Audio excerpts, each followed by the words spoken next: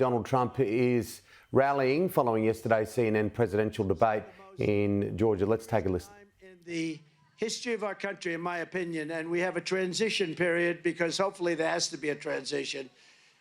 We've never been so close to World War III before, and if it happens, it will be a war like no other. This because of the threat of certain types of weapons. We don't even want to mention the word, but because of the type of weapons that you're talking about today, and I know them better than anybody. You know, I built our military. I totally rebuilt our military.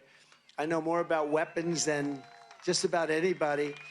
And when you look at the incredible destructive power of these weapons, this will be a war like no other. This will not be two army tanks running against each other and shooting. This is going to be something the likes of which we've never seen. And we have a man who's grossly incompetent heading up our nation, and he's competing against Putin and President Xi of China and Kim Jong-un of North Korea.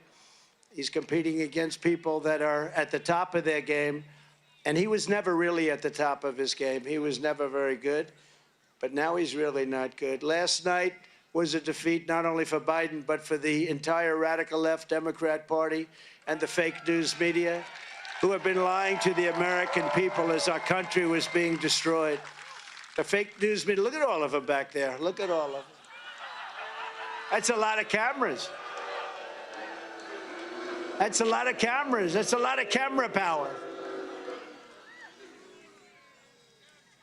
The Joe Biden on stage yesterday was the same Joe Biden who gave us open borders, crushing inflation, rampant crime, 2 new wars, a disastrous Afghanistan embarrassment, most embarrassing moment in the history of our country.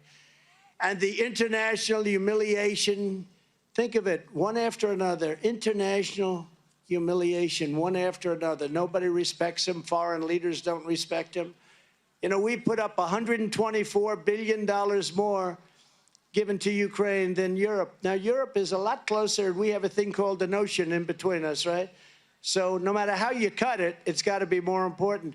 Why is it that we're not equalized? Why is it that they put up $124 billion, our people, these people in Washington that don't know what the hell they're doing? You know, I stopped it with NATO. We were spending almost 100% of the money for NATO. And I went in my first meeting, I realized, I said, you know, they're not paying their bills. They're delinquent. My second meeting, I said, you got to pay. And they said, well, what would happen if we don't? Then we won't defend you against Russia. And the next day, money came in by the billions. You never saw money come in so fast, Len. The money was pouring in. And I took a lot of heat, Michael. Oh, there's Mike Waltz. He knows better than anybody on this subject. He's the all-time. He's the all-time. But am I right? The money came in like at a level that was never seen. Hundreds of billions of dollars poured in. And then I took heat from the press because they said, no, I will not defend you if you're not current.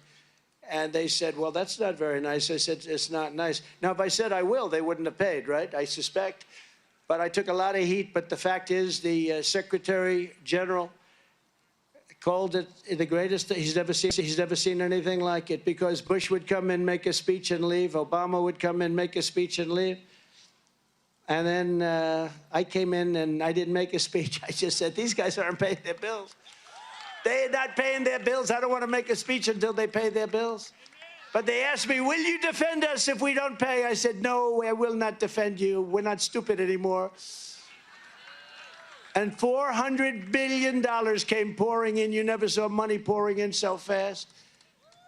The whole world should know that while Biden is the worst president in the history of America, our country is going to be strong again, and it's going to be very soon. I want the enemies to know that, because we have a 5-month transition period, and I want the enemies to know, don't play around with us during this 5-month period. Don't play around.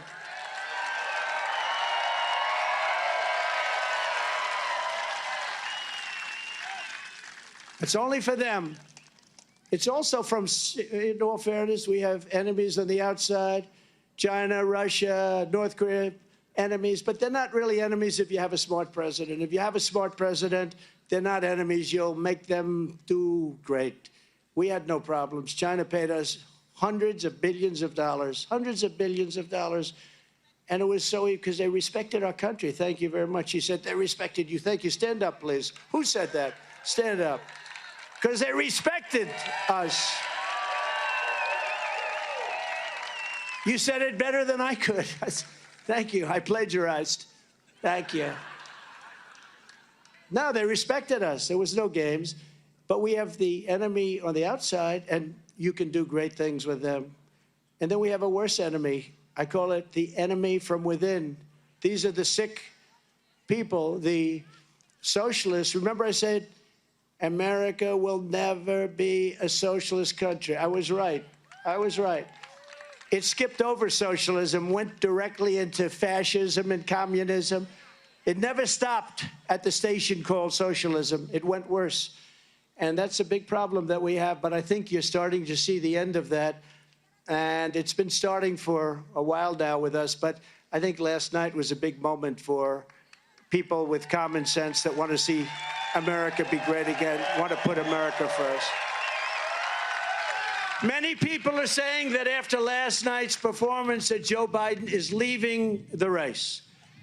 But the fact is, I don't really believe that because he does better in polls than any of the Democrats they're talking about. You've seen that, Glenn. These polls come out with some of the names they're being, like Gavin Newsom. He can't run you. He's one of the worst governors.